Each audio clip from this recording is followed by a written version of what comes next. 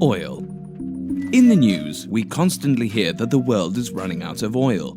This should mean that worldwide supply will be smaller and the price of oil will be higher. However, the opposite is happening. Oil prices have dropped significantly, making oil relatively cheaper than ever. How is this possible?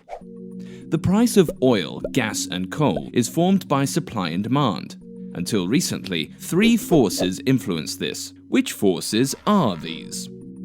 The first force is the growing importance of oil in our economy.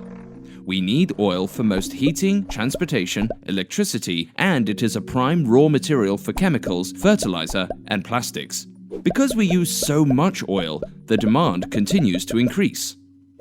The second force is the emergence of monopoly positions. When capitalism reigns, multinational oil companies, merchants, and even individual investors can obtain monopoly positions in various parts of the production process. This allows them to set a price for their part of the process and hence impact the overall price of oil. The third force is the collection of geopolitical games being played in order to gain political power. An example is the nationalization of oil companies in a country, allowing the government to control production supply and impact the price of oil. So, these three forces have always determined the price of oil. At the end of the 20th century, a fourth force has entered the scene. Burning oil is one of the main causes of global warming. Therefore, alternative forms of self-renewing energy must replace oil as soon as possible. For this to happen, the price of oil should be higher and therefore fairer than it is now. This would make renewable sources more attractive to use. However, the price of oil still seems to be controlled by monopoly positions and geopolitical games. So who is playing these games, keeping the price so low?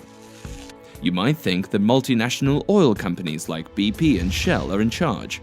In reality, there are many more national and international players in the oil game. One of these players is the OPEC, the Organization of the Petroleum Exporting Countries. Forming this alliance of 12 already influential oil-producing countries made them powerful enough to determine worldwide supply and hence control the price in the past decades. However, in recent years, other players have also become powerful. To try to swiftly defeat this competition, OPEC has opened its oil taps completely, greatly increasing supply. This caused the price to have fallen so dramatically lately. Such a low price is not favorable for any oil-producing countries, so even the countries within OPEC are suffering. Yet, founder Saudi Arabia persists in hope of defeating competitors and securing OPEC's dominance in the worldwide oil trade. One of the powerful new players is Russia. Whenever OPEC carefully decreased production to stabilize the price of oil, Russia gradually increased its market share. This has resulted into Russia becoming one of the world's leading exporters of oil. Another major player, China, uses different tactics. Instead of taking on the competition, they economically stimulate several poor countries, mostly in Africa, in exchange for the rights to drill there and import the oil directly to China. This allows China to keep most of their oil trade away from the world market. The United States was always highly dependent on OPEC for their oil. In recent years, they have made great strides in extracting shale oil and gas, which is expensive and potentially harmful for the environment. Taking these risks made the US less dependent on other parties. With all these new players in the oil game, it seems that OPEC is losing the power to determine the oil price. So what will happen now? One scenario is that OPEC will succeed in crushing the new competition and have the power again. Or will all oil-producing parties survive with this low price? Or will there be a new dominant producer?